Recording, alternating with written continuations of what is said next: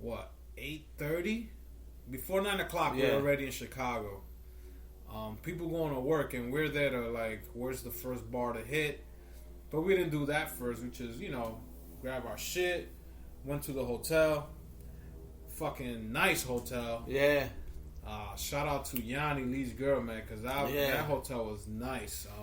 I would definitely go back and stay in that place because it's right in the heart of downtown. You really didn't need to Uber anywhere. You could walk. The Millennium Park was right there. If you wanted to walk to the fucking Old Navy, we keep calling it Old Navy Pier, but the Navy Pier. Navy Pier. Downtown everywhere you could do the shopping. Yeah. So it was a perfect hotel. Yeah, we were by the river north, basically, where all the rivers are at, like the river with the walking bridges, and yeah. Also, we were next to the Honeycomb, which I think is called like Marina or something. That's like the Honeycomb building, literally across the street from it. That's a dope building. Now we got, like I said, we got there. The weather was like cold. I think we're waiting for the Uber. I got lucky because I got hooked up with like Uber pretty much for like 2 or 3 days. Hell yeah! When I was out there, like 50% off. We took the Uber and then we got out there. I mean, I've been there before. So what was your first like reaction or how when you got there? To like the downtown area? Yeah, or just Chicago? Like, did it more or less like what you thought it was going to be? It reminded me of going from Jersey to New York. Yeah, from the airport. Airport distance. Like airport reminded me of Newark or whatever. Big in a way, but small. Yeah.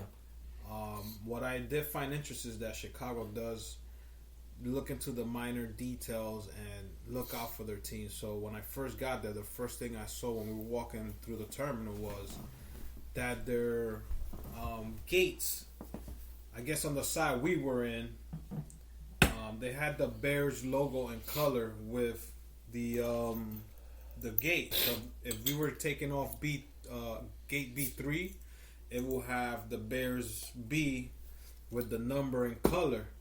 So that shit made it cool because I've never seen that. Like New York doesn't do that. I understand both airports are in Queens. Yeah. But at least like you could show love like with the Mets color or do with the Yankee colors if you want to do that. Or even with the Giants. I understand the Giants and Jets play in New Jersey and they don't want to do that. But not even in Newark. They won't even put the Jets color or whatever. So I saw that. Like Chicago's very like, yes, it's touristy. But at the same time, like, they like taking care of their own shit. Yeah, there's definitely a lot of like it's like pride. Yeah, no. And I think again I noticed it a lot. I've been to San Francisco. I remember I was in San Francisco once when the Golden State Warriors were playing, and no lie, I saw everybody with a Warrior shirt. Like everybody, I was surprised. I'm like, damn, everybody. I'm talking about like normally you see some guys. I saw a lot of girls in Warrior stuff. So like Albert said, we saw even. I mean, of course, if it's a football game, you're gonna see people a lot of Chicago Bears stuff, but even outside of that, saw some people wearing Cub stuff. We saw a lot of Blackhawks. A lot. That was. Yeah. If I was a hockey fan, just because of the logo, I definitely liked. And I always knew what the logo looked like, but with me seeing it in person, it made it much cooler. That's why I bought myself a hat and a fucking sweater with the logo, with the Blackhawks logo. Yeah. It was so cool. But yeah, I noticed that. I don't know if they call them Chicagoans, whatever's the word. They do take pride in their. Not like New York doesn't take pride on their city either. New Yorkers doesn't take pride because I'm from New York, like motherfucker. Yeah. But Chicago is like, yo, this is our thing. This is what we do. Like my point exactly with the Christmas thing. Like we wanted to be festive. We want you guys to come in, feel welcome, this and that. So we go to the hotel. We call this pop. Pop, Drinking another pop. That was what the guys in front of me were saying in the football game. Yeah. We call it. So we're drinking beer, Yards Pale Ale from Philly, and then now I'm having a Blue Point Mother Pumpkin Ale. So we go to the room. We take a shit break. Because I thought we weren't going to be able to check in till like 3 o'clock. Me neither, yeah. And they was like, oh no, your rooms are ready if you want to go upstairs. I was like, perfect. That means we could drop and go. Rooms are dope.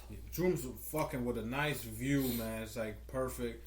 Yes, our building was as To be high. honest, I think we could even just all of us four spend in one room. 2 and 2 in a bed. It would have been Nah, hard. nah. It would have been hard though, but like that's how big it was. It wouldn't feel like that uncomfortable. No, yeah. But Yeah. with 3 of you guys snoring, no, I won't sleep. I'll fucking sleep where they get the ice, and that machine will be lower than Ice you machine. guys. So yeah, man, we go boom, drop off, change your sweater real quick, and let's go have breakfast. Of course, we gotta ask downstairs like, what's the things to do locally? What bars? And the guy tells us everything. Then he goes, "Oh, if you want to go to Boys Town, you can go down the block." I was like, "What? What the fuck is Boys Town?" Oh, that's where the gay guys. I was like, "What?" Yeah. I was like, "Nah, man, we're not into that. Whoever is, God bless you or whatever, but we were not into that." So that was a running joke we had amongst each other. Boys Town the whole time. So if you hear that in the podcast, you know what it means. But we never got to go. But we were like literally 2-3 blocks away from there. Yeah. We went to the what was the name of that breakfast place? So first, we went to this breakfast place called Yolk. Yeah, like egg yolk. Super good. Oh, fucking great! And the prices were fucking. Prices awesome. were great. The food was great. I would consider it like a smaller version of what's the brownstone. Not so much fancy with the pancakes. International House. Yeah, but just the food wise, like everything was good. My cousin had like the illest green tea. It looked dope the way it was. Yeah. We all had fucking great food. Fucking Albert's brother ordered food for his last, like if he was about to get the chair. I know.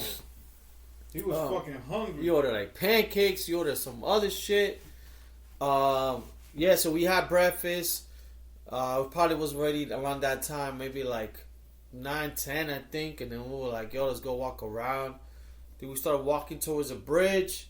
And we were like, let's go to Millennium Park. So then we just walked through Chicago. Yeah, it wasn't even too far. Yeah, we just walked. We found a whole bunch of Walgreens, a whole bunch of Starbucks out there.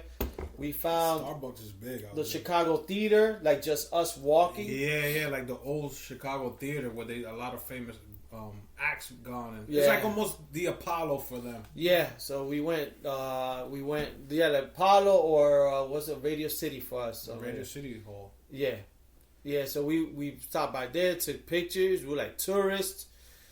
And then we just checked our phone app. But we're like, oh shit, we're right by Millennium Park. So just made a left. We went to Millennium Park. That place was packed. Yeah, it was like a school trip there that day. Yeah, we just took pictures. Millennium Park is where they have this big thing called the Bean, which is like, I was reading about it. It's like 2,000 something metal pieces welded together.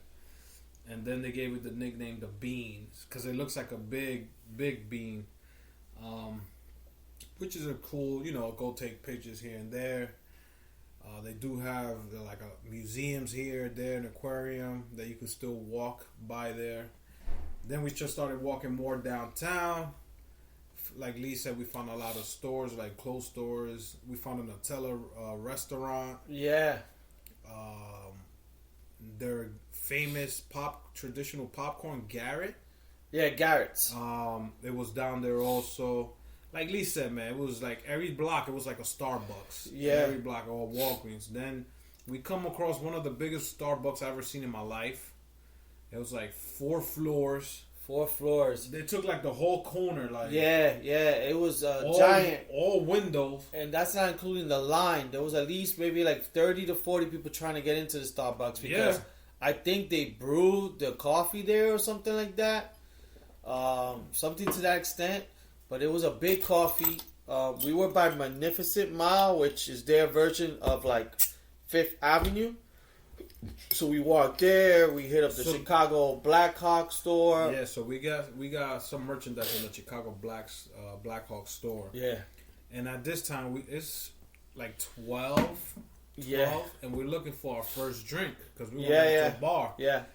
So they all go here, go there. So we're walking, and we find this place with an arrow pointing down that says Billy Goat Tavern. Yeah. Walk down. What I mean walk down, like if you're in New York, it looked like if you're going down to the subway. Yeah. That's what it looks like. And we were like, no, it can't be. So, like tourists we are, and we don't know the place, let's walk downstairs. And you got to go through did we open a door when we went down? It was you just go down the stairs. It's weird. It looks like outside, like a train thing. You just go downstairs, and when you go down, it's like dark. Dark. So it's you're like another city. It feels like you're going into a thing that's gonna take you to the train, but then it's like another city, and you're like, yo, is this some underground shit? And then, but I smell like meat. It was, that's what I smelled. And then I was like, yo, what the hell? And then I was like, oh, this bar looks pretty cool. It seemed like it had history to it, so. Look very we were like, fuck it, let's go there. So we went inside. We're all like skeptical because before that we were trying to get beer, but we found like high class places. We got recommended to a cool spot, but the bar was mad packed. Oh shit, I forgot the name of it. Sweet water? No, Sweet. He told us to order the drink holy water. But it was, I think, Sweet Waters or something. It was like Michigan. It was like a sports bar type. But that place for a Friday, like at 12, was packed. Yeah, you couldn't even go into super the bar. packed. So we we all went in. It looks like a divey type of bar, Very like dive. those Very old dive. school, like restaurants or bars that been like maybe in New York for a long time. I would probably say like Cat's Deli, something like looks old. Old. So we went in. We were trying to find four like seats. the food reminded me of, if you Jersey guys listen to this, maybe a Callahan's or a Hiram's. Yeah. But with beers and stuff like that. Yeah. So we go in. There was a line to walk in, and we see it's like all like I guess folks that go there a lot. Yeah. Like regulars. And we sit down, and the bartender's like rushing us, like, yo, what you want? What you want? What you want? Yeah. So I'm like, yo, let me just get the Billy Goat Ale, whatever it was. We tried to make it easy for him, and it was like $5 a beer, and I was like, yo, this is fucking good price. There was one drunk dude already there. It looked like he was there for like 3 hours. Yeah. But like Lee said, very old fashioned. A lot of, I saw kids in there too. I was surprised. It was family. I guess people go there for burgers, but the burgers are like cheap, like $3.90. Yeah. $4 for something. It's like you get your hot dogs, your burgers, grilled cheese sandwiches, fries. Yeah, so we were like, fuck it. We grabbed one beer there. We were like, fuck it. Let's just go. Let's go somewhere else. So we grabbed our first beer. Then I think we went back upstairs. And then I think we walked to the Nike store, if I remember correctly. Yeah. And that's when we found the Starbucks. And then do we find? And then we kept walking. Went to Starbucks and all stuff, and then I was like, let's cut through this certain area because I remember going to a certain bar. So we kept walking to the pizzeria Uno's, all that shit. Yeah. And then we found a pizzeria Due. Yeah, never seen that in my life. Two for Italian. Then we went to found that Rock Bottom Brewery. We just happened to be walking by and we were like, oh, there's a brewery. Let's go in here. It looks like a cool spot, like in the summertime, because I have an upstairs patio. I think you could take a tour of where they make the beers in the back, but they have a bar downstairs also. And we had like 2 beers, a couple of shots. Good. We met some cool people there who were joking with us because they kept asking us why we chose Chicago, and we told them we go there to watch the game. We're like, oh shit, the Bears and Giants. Like, okay. So we got shots of Slain. Yeah, some Slain whiskey. I never heard of it. I thought it was something new. I thought it was something that was locally made in Chicago. But she was like, no, it's not from Chicago. I did ask for a whiskey from Chicago, but they didn't have any. And then right there, we were a little buzzed because then my cousin Rich was telling everybody how to do fraud. How to do fraud. How to like get away with fraud and all this shit. And he's just talking. The whole bar is listening to him. I know, and they looking at him like, yo, is talking loud. Is this guy undercover? Is he trying to get us? And this is like 3:30. Yo, that's when I got buzzed, like, because we had like 2 beers, and I think. And 2 shots, man. And I had, I think, a Jack and Ginger. So maybe I had 1 beer, 1 Jack, because I was getting full. And then we had those 2 shots, and then we were like a little bit buzzed, and then. We were hungry. We went to this place called Portobello's or something, which is like That's the hot dog place. Oh man, that's what I tell you guys what happened to me. Yeah, Friday. so we went to this